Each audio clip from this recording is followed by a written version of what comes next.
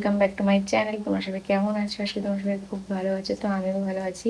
আজকে হচ্ছে বুধবার, এখন বাজে সকাল 7:30। তো আজকে আমাদের এখানে হচ্ছে মুখ্যমন্ত্রী আসবে, শুভেন্দু অধিকারী।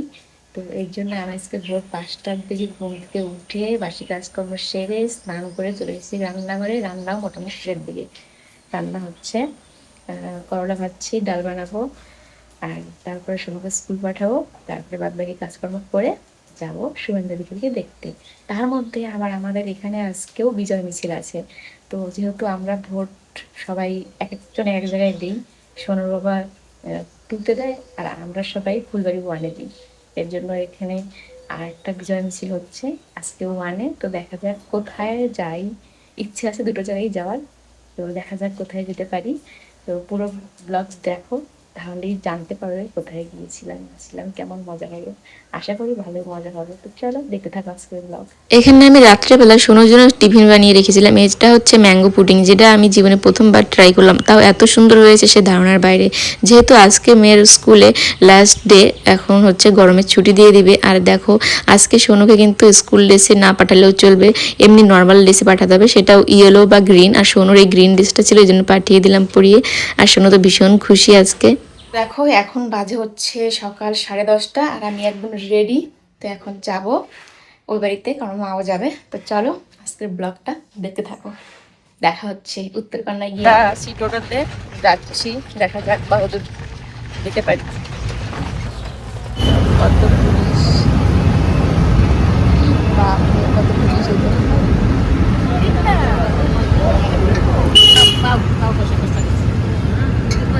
ওরে বাবা, দেখো চলে গেছি উত্তরকন্যাতে।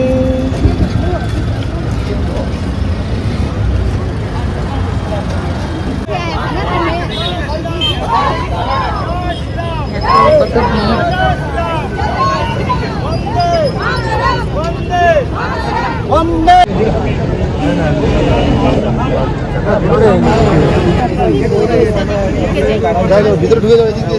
আমরা ইয়ং ছিলাম, এখন আমাদের ছেলেপিলেরা বড় হয়েছে, তাদের শিক্ষা ব্যবস্থার ব্যাপার আছে। আমাদেরকে সিপিএম সরকার যেরকম বঞ্চিত করেছে, আমাদেরকে টিএমসি সরকার যেমন বঞ্চিত করেছে। আমরা যেটা এক সময় স্বপ্ন দেখেছিলাম বিজেপি আসবে, এসেছে। যেটা এক সময় স্বপ্ন ছিল, আজকে স্বপ্ন নয়, আজকে সত্যি। তাই আমরা আশা করি আমাদের প্যারা টিচারের ফাইলটাও সত্যি হয়ে উঠবে, এই আশা করছি। কারণ দেখুন, 10-12 হাজার টাকায়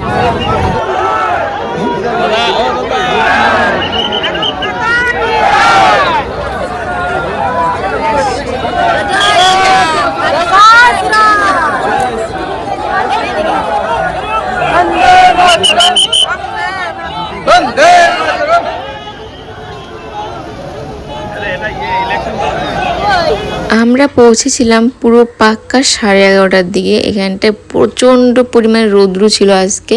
দাঁড়িয়ে আছি, রৌদ্র পুরো একদম মাথার ওপর মুখের সামনে। এত রৌদ্র ছিল যে গিয়েছিলাম একরকমভাবে, আর দাঁড়িয়ে থাকতে থাকতে মুখটা পুরো বেগুন পোড়া হয়ে গেছিল। তো এখানে গাড়ির পর গাড়ি আসছে আর সবাই জয় শ্রীরাম ধ্বনি দিচ্ছিল। মনে হচ্ছিল এই তো চলে আসছি, কিন্তু না, ওই গাড়িগুলোতে এমএলএ ছিল। আর আমরা একটা ছাতাও নিয়ে যাইনি, কেননা যখন আমরা মোদিজিকে দেখতে গিয়েছিলাম সেখানে আমার মায়ের ব্যাগ ট্যাগ হারিয়ে গিয়েছিল, কারণ ব্যাগ নিয়ে ঢুকতে দেয়নি। তো এর জন্য আমরা কিছু নিয়ে আসিনি, এমনি এসেছি। তো এখানে কয়েকজন ছাতা এনেছিল, ধরেছিল। সেখানটায় একজন কাকু আমাদের মাথার উপর ছাতা ধরেছিল। তো রৌদ্র চোখ টোক পুরো মানে ঝাপসা হয়ে যাচ্ছিল, অন্ধকার হয়ে যাচ্ছিল। তো তারপরে এক এক করে সমস্ত হচ্ছে নিউজ চ্যানেলগুলো আসে, তখন পাশ থেকে অনেকে বলে যে এবার চলে আসবে, সব বড় বড় নিউজ চ্যানেলগুলো আসছে, যেহেতু সাংবাদিকরা আসছে, এর জন্য আমরা একদম দাঁড়িয়ে আছি। তো তারপর আমাদের এখান দিয়ে গাড়িটা কিন্তু ভেতরে চলে যায়, একদম কয়েক সেকেন্ডের জন্য দেখতে পেরেছিলাম। আর সেটা তো আমি তোমাদের সাথে শর্টের মাধ্যমে শেয়ার করেছি ইউটিউবে। পাক্কা 2 ঘন্টা রোদ্রের মধ্যে দাঁড়িয়েছিলাম, আর 1 সেকেন্ড 2 সেকেন্ডের জন্য দেখে কি ভালো লাগে। ভেবেছিলাম একটু বেশি টাইম ধরে এখান দিয়ে আস্তে আস্তে গাড়ি নিয়ে যাবে বা বেরোবে, কিছুই সেরকমটা হলো না। মনটা যেন পুরো খারাপ হয়ে গেছে আমার।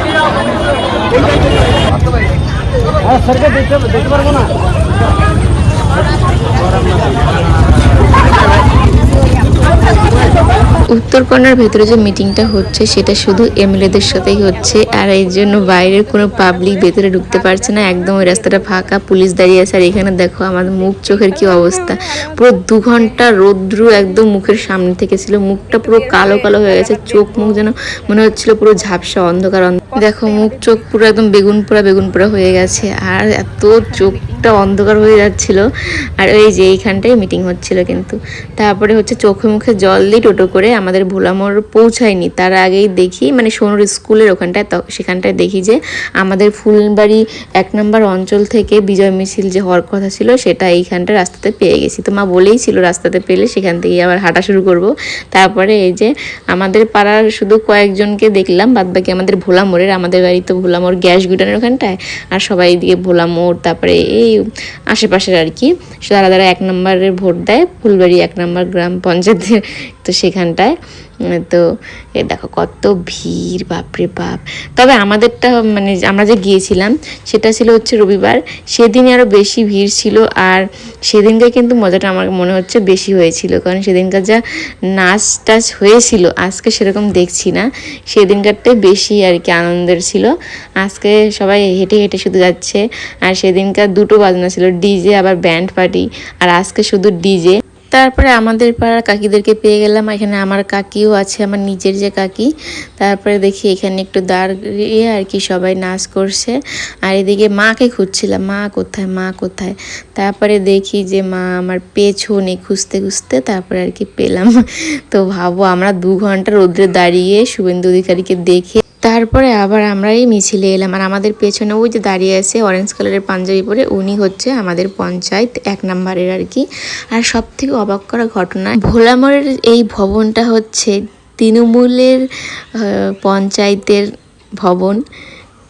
আর অবাক ব্যাপার যে আজকে বিজেপির খাওয়া দাওয়া এই ভবনের এখানটাই আয়োজনটা করেছে। আমরা তো এটা দেখে পুরো অবাক হয়ে গেছি, কি কাণ্ড, মানে কি সে বলার বাইরে। এখানে সবাই কি নাচ, এটা হচ্ছে টিএমসি নেতার ভবন, সেখানে বিজেপির লোক গিয়ে নাচানাচি খাওয়া দাওয়া করবে। তারপরে আমরা বাড়ি চলে এসে স্নান টান করে খাওয়া দাওয়া করি। আমরা কিন্তু আজকে আর সেখানে খাওয়া দাওয়া করিনি, বাড়িতে এসে খাওয়া দাওয়া করি। আর এখন এই যে সোনুকে ঘুম পাড়াবো, সোনুকে স্কুল থেকে ওর বাবা নিয়ে এসেছে, তারপরে হচ্ছে এই বাড়িতে দিয়ে ও ডিউটি চলে গেছে।